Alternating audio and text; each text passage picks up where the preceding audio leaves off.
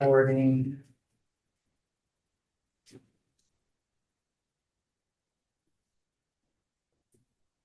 So, one second, let me for a while to confirm.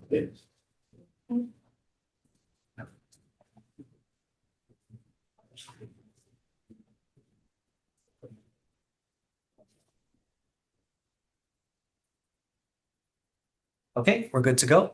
Okay, good morning. Welcome to the February 18th Hawaii Board of Veterinary Medicine meeting. Before we start and call the meeting to order, we'll play a short video to explain the procedures for this meeting and how the public can interact. Welcome to the Professional and Vocational Licensing Virtual Board Meeting. When the meeting begins momentarily, the chair will take a roll call, explain any specific rules for this particular board, and then move to public comment. The name of the board member will appear on the bottom left-hand corner of your screen. For instance, this is board member Y, and this is board member E. Public testimony will be accepted at the beginning of the meeting and before each agenda item. You can indicate that you are ready to testify by clicking on the Raise Hand button being circled by the mouse on your screen now. At the appropriate time, the board will recognize you to speak and ask you to unmute your mic as shown here. Again, public testimony will be accepted at the beginning of the meeting and before each agenda item. Public attendees will not be able to unmute their microphone until recognized by the board. Public attendees who are recognized to testify will be asked to identify themselves by name and their affiliated organization if applicable. Please mute your microphone when you are finished speaking, as a courtesy to others and members of the board. Public attendees will not be able to unmute themselves after the testimony is completed unless recognized again after raising their hand. At some point during the meeting, the board may choose to move into executive session. When the board moves into executive session, the board members' microphones and video feeds will be turned off, and a similar screen as you see now will be displayed. When the board returns from executive session, their microphones will be turned on as well as their video cameras. Welcome again to the Professional and Vocational Licensing Virtual Board Meeting. At this time, the chair will call the meeting to order and take a roll call, as well as explain any additional rules that may be specific to this board. So I'll go over the internet access again. So to view the meeting and provide live oral testimony, please use the link at the top of your agenda. You'll be asked to enter your name, and the board requests that you enter your full name, but you may also use a pseudonym or other identifier if you wish to remain anonymous. You will also be asked for an email address, and you may fill in this field with an entry with an email format, for example, name@email.com.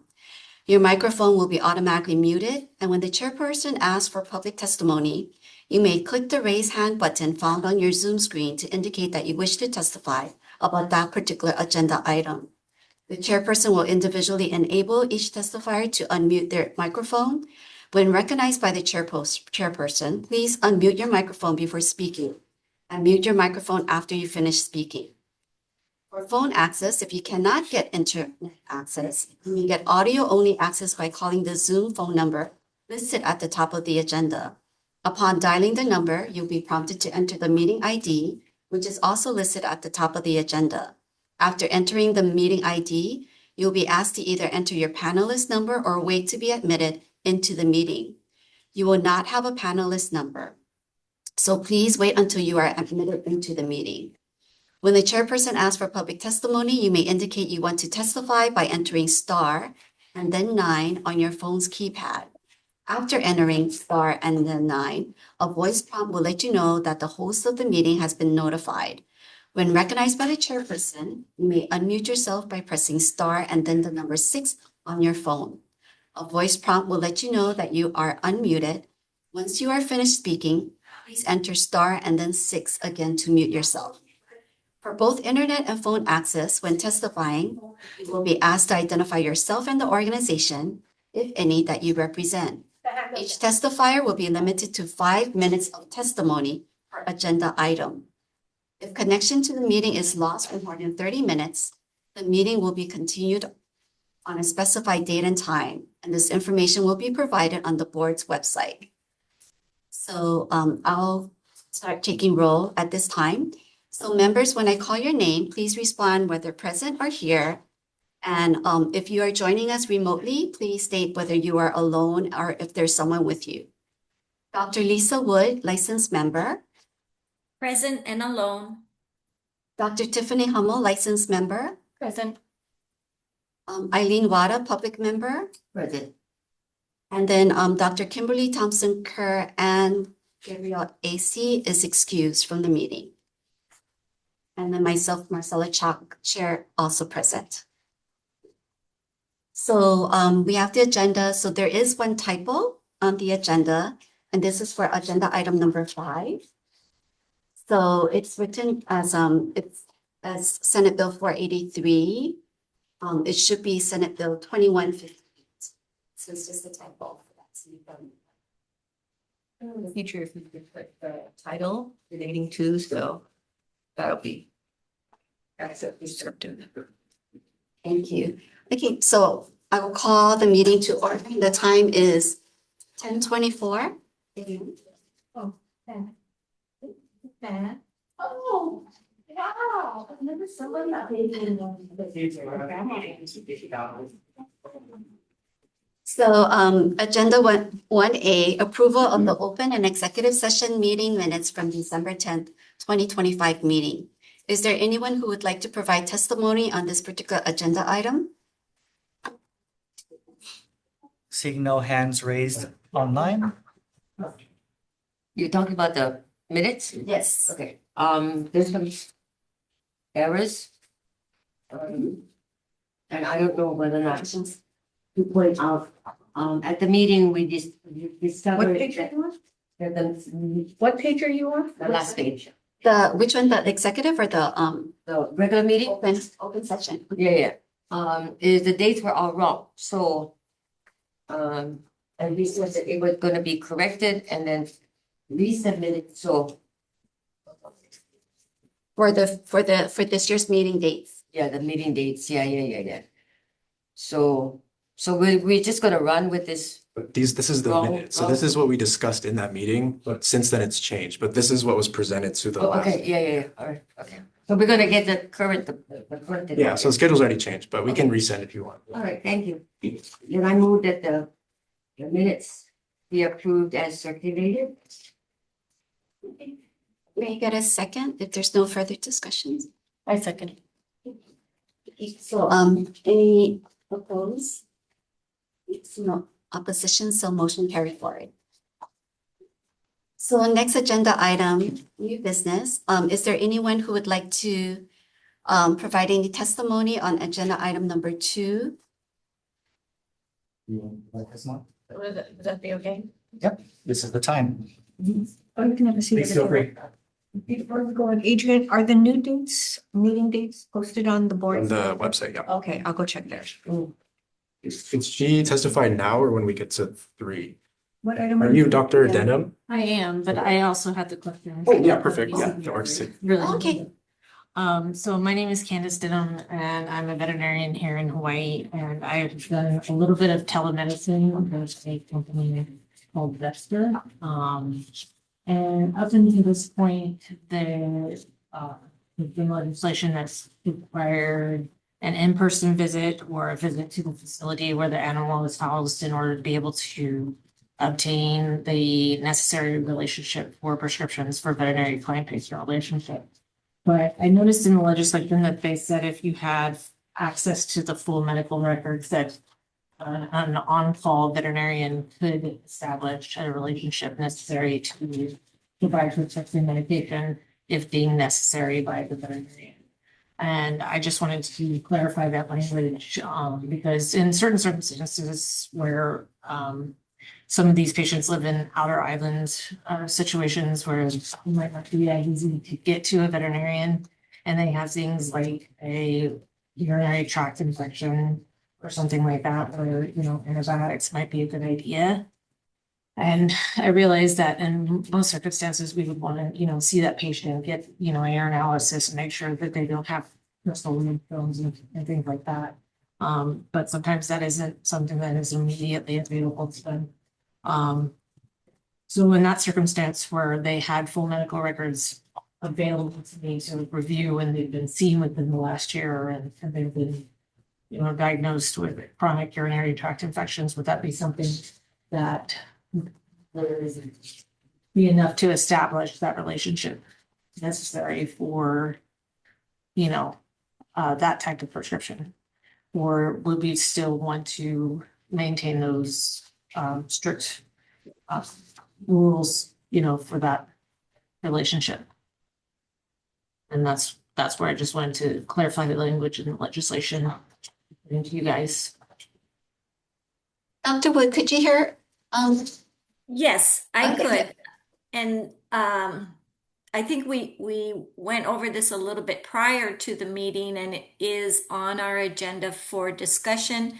Is this the proper time, Marcella, or do we do this in On item 2B or? This is 2B, yep. So.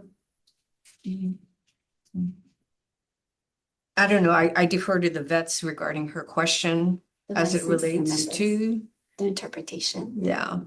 Yeah, I can see why it's good to have like the first appointment where you're like touching hands-on, Right. but I completely agree, like if we're off island, we don't have someone. And then, we have something like a simple UTI that if we're waiting, it's gonna worsen. Or if they're already on chronic meds, like for heart disease or something, and they need refills, like I think there could be some leeway if there's like good reason besides, I just don't feel like going to the vet, but like I don't have anyone right now and this is all I can. So, I definitely think there could be leeway for reasons like that. I guess the other question would be, if it was somebody outer island, like I understand too, also like if there was somebody that I had in, if I was working with the clinic Yeah. that they had been to, then it would be a no-brainer. It'd be like, Yeah. we've seen that patient. I feel comfortable, having those medical records and just dispensing that medication. But me being on this island and them being on that island, would that be an issue? That would be another question. Yeah. So, you're here to try to obtain an opinion from the commission to the Right. question, and we did receive it in writing, right? The question. Yes. mhm. So Yeah. I think it would be more appropriate if that's the situation, if we further discuss it in executive session. And then we can come up with some guidelines that we can follow to you. And because I think at this point it's gonna like. Sure, that's no problem. I just wanted to check in and make sure I was following the correct Yeah, guidelines. and if you could send. The letter is in here? Yes, her question It's is, in the packet. Yeah. Thank you. Yeah, I agree with Eileen. I think we should discuss it in executive session.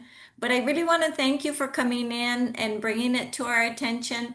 Telemedicine is an area that I think is still a little gray, and Yes. each state has its own ability to determine how it's going to be practiced in their specific area. And it's really good for us to have this discussion and try to clarify it for you folks. So we appreciate you coming in. Thank you. Thank you. So our next agenda item was agenda item 2A. And this is regarding the appointment of legislative liaisons. So I'll ask our executive officer to give us more background information. so the EO is the primary contact for the board to reach, or for legislation to reach to on behalf of the board. But in the event that a bill comes up outside of a board meeting and we're not able to have a full board session, the legislative liaison would be kind of like the EO's first contact to be able to work with when legislation comes up. So most recently, I worked with the chair and vice chair about a bill that came up way before. It was one of the first bills. I think it was the first bill that EO went and testified on. So I was able to work with the liaisons and kind of just base our testimony based on last year's. And recently, the most recently appointed were Dr. Nishimoto when he was still on the board, and Dr. Wood is still our liaison. But it's generally best to have at least two. So we're kind of looking to gauge interest if anyone else would be interested in being the second liaison or even if Dr. Wood does not want to be the liaison anymore, just to refresh who the liaisons are for vets. I'm happy to continue in that role, and then if someone else wants to hop on board, that'd be great. So you want at least two Yeah, people? usually we do two. Yeah, in case one gets busy or something, you know. And it doesn't need to be someone on the board. Yeah, it would be someone on the board. It would have to be someone else on the board. Mhm. Tiffany, I mean, I don't mind. it's gonna be fun. You can you can learn, you know, what's happening up there. Sign me up. Yeah, that's fine. Just sign her up. Thank you. Famous Thank you. last Thank you. No. Okay. So yeah, so we have Dr. Hummel and Yeah. And do we need some motion to do that, or is it just informal? Yeah, you can move to designate them, those two as your liaisons. so we don't need to have a So motion for moved. that. Oh, Yeah. I so moved. Tiffany Hummel. okay. Sign me So, up. the second All those in favor? person to work on the legislative. Maybe second, I'm sorry. Yeah, I'll second. And then any oppositions? No opposition, so motion move forward. So then we'll move to agenda item number 3, which is our adjudicatory matters. So is there anyone that would like to provide testimony on agenda number 3 or 4? Or is it- Did you want to? Excuse me, Chair, are we gonna discuss new business 2B? That was her. that was what happened was that our public guest actually testified for 2B, so it bumped to A. Sorry. Okay. Are we going That was to the go into discussion. executive session for that then? We will with applications. Yeah. Okay, perfect. Sorry, we don't usually have guests, that's why. So Oh. with this kind of administrative sequence here, so thank you. Sure. So I'm Candace Denham, and I'm the one that is requesting the restriction removal of my license in the previous okay. restriction. Can you speak just a Yeah, little could you speak bit a little? louder? Oh, sorry. Thank I'm you. Candace Denham, and I'm here to formally request the removal of the licensure restriction on my license. There was a matter where I had received disciplinary action against my license in Nevada, and I failed to report that in a timely manner to the board here. That was an oversight on my part, and I apologize for that. And I'm moving to a different job where I'm going to be doing mobile euthanasia services. I do have a veterinarian that will be working above me that I will be making my orders for controlled substances with. So technically she will be a doctor that has oversight over me, which is another step above. So I won't be directly ordering my supplies, but it would be a little bit harder for me to have that person to directly observe that's necessary. So I'm hoping to have that restriction removed. I've had it for about a year, I think now. I do have my state and federal DEA licenses that are currently active. And I haven't had any issue with that. I've been following and compliant with all state and federal regulations, so. So I just have one question. Sure. Yeah, so for because this is kind of like what was not reported because we had something back in Nevada, right? Right. And then it was more of an administrative reason. So if you could explain, because I'm not familiar with Nevada law in order to, what prompted them? Is that because of the same thing administrative that Yeah, it was. your license lapsed and you didn't notify them? Is that what it was or? So what it was is I was applying for licensure in that state and I didn't have my federal license. There wasn't a way to report that on the application. Mm. And I was in the process of trying to get my federal license. Do you And mean the DEA license or? And so when I had applied for that, I didn't have my federal license. And so then they revoked my state license because I didn't have my federal license. I had also answered a question on the application incorrectly, because I misunderstood. I had voluntarily surrendered my federal license, because of another administrative paperwork issue. But I didn't realize that would, after voluntarily surrendering that was a form of disciplinary action. Because I'd voluntarily given it to them, but, so I put no instead of yes. So they fined me for that. And so they revoked my state one for that for a year, but like I said, I have the ability to get that back. I have my federal DEA now. I have my state substance license. And I realized that that was, disciplinary actions. Okay, thank you. Mhm. I don't know if anyone else has questions. I think you, yes. Yeah, you kind of asked what I was Yeah. thinking as well. Dr. Wood, do you have any questions? No, I don't think so. Thank you very much, Candace. I know it must have been difficult to come into the meeting today, and we appreciate your candor. Thank you. Okay, thank you. Discuss more next. Yeah, so we'll discuss more during our executive session. Okay. Yeah. So if I could get a motion to move into executive session to consider and evaluate personnel information relating to individuals applying for licensure in accordance to HRS section 92-5A1 and to consult with the board's attorney on questions and issues pertaining to the board's powers, duties, privileges, immunities, and liabilities in accordance with HRS section 92-5A4. So our virtual board members will be moving into Zoom and then asking our public members to step out. I mean, Do you motion, is there their motion? I move. A second? second. Thank you. Okay, and no objections. So motion carried forward. let me get to the one. Okay, when you put discussion, I'm just gonna run. Put Oh, this up okay. and I'll be right back. Oh, okay. Yeah. Open. Sorry, Eileen got to put a parking pass on her car.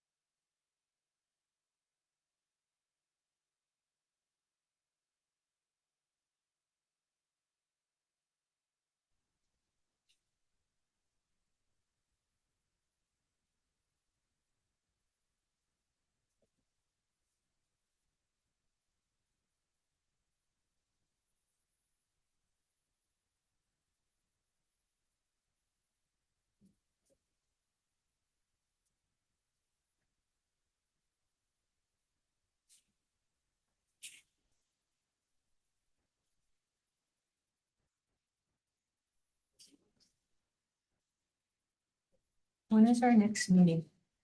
It is May 20th.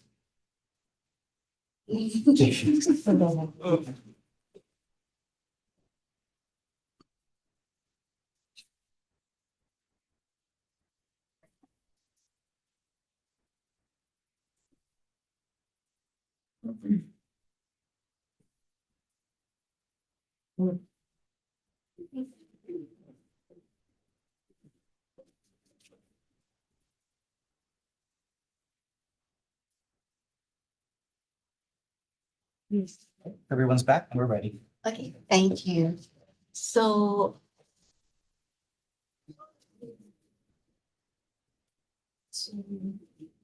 Back. You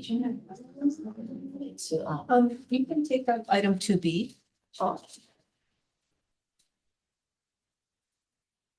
So in regards to agenda item 2B, where the board had discussion on the veterinary client patient relationship, requirements for telemedicine, and this was of interest to you and your question. So our executive officer, he's going to be putting a draft together. So right now informally, the interpretation based on what our statutes with reference to the BCPR, that we have points as far as the veterinarian would have knowledge to initiate at least a general or preliminary diagnosis and means to personally be acquainted, keeping eye and care, but basically having a timely examination, at least describing, or at least someone in that particular practice that has a relationship with animals, correct me if I'm wrong, right? Within the year or so. Sure. So that's informal until we draft that decision statement, and then we'll have something written. And in regards to your other requests, so we will have to defer that because we don't have quorum to basically vote on that. Well, let's do a motion to either accept or not accept her request, and then we'll do a vote and you. Okay, so could I get a motion to accept Oh, Dr. Um, Denham's request? I make a motion to accept the request for the removal for the license restrictions for Candace Denham. And then a second. I second. Thank you. Okay, and you're recused, yeah? Okay, so all those in favor? And And it was a favorite. it would be 1, 2, and 3. Dr. Woods, would you say yes? Yes, 3. Aye. And Dr. Hummel, you would recuse? You're going to recuse, okay. So motion doesn't carry, and it'll have to get carried over to the next meeting until we get more board members present to be able to vote. Yeah, it'll be May 20th. So. With the situation that I'm gonna be doing with mobile, would that be acceptable to have that veterinarian that orders the supplies for us? So the settlement agreement, right, it had you just needed to be supervised by a licensed veterinarian, sorry, without the restriction. So as long as that's the case, same as before now, and it's not, without supervision, that can continue. With supervision. So the same stipulations of the settlement agreement carry on until we're able to remove them, yeah. And you note that your state NED is going to expire next month. Yes, yeah, I understand. But I will send you an email with everything, and I have your certification that will last until then. Okay. When it will expire, I'll just give you instructions for when. Okay. Okay, thank you. Well, thank you for your time. I appreciate it.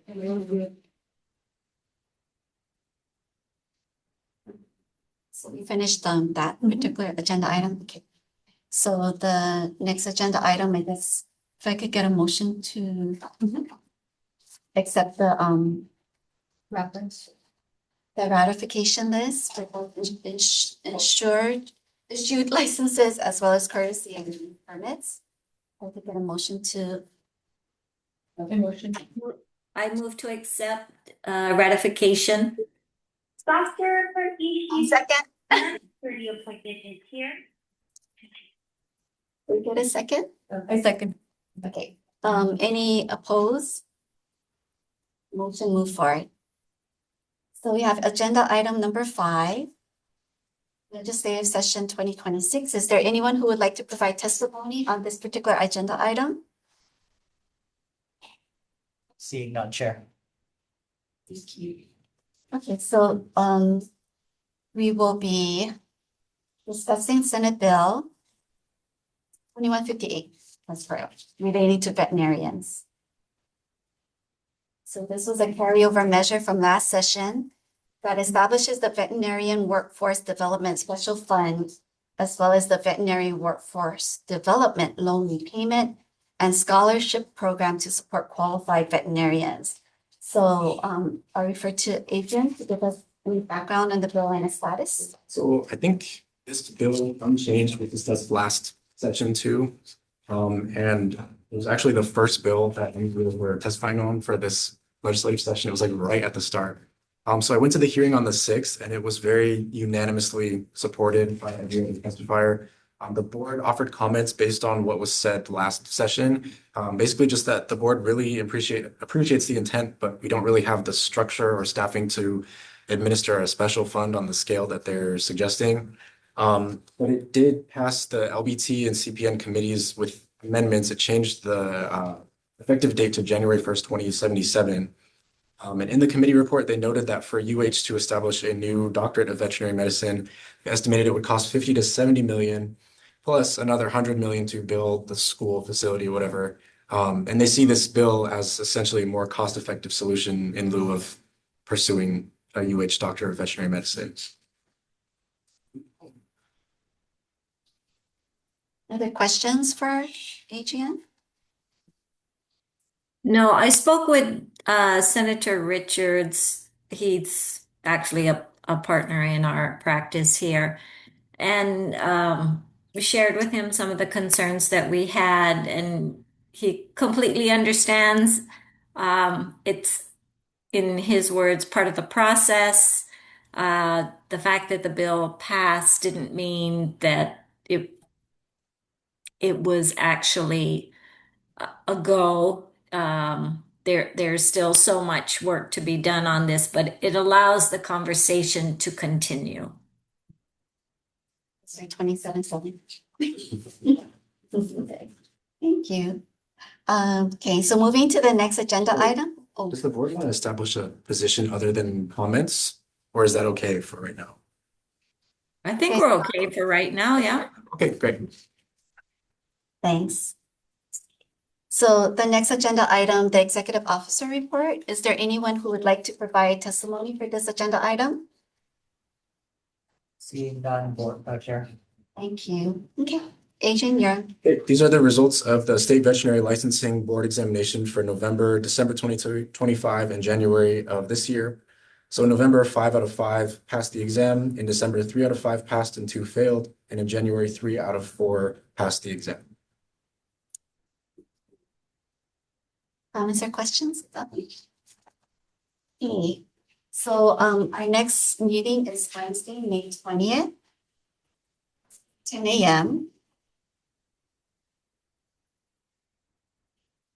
And then other than that, the meeting is adjourned at 11:35. Thanks, everyone.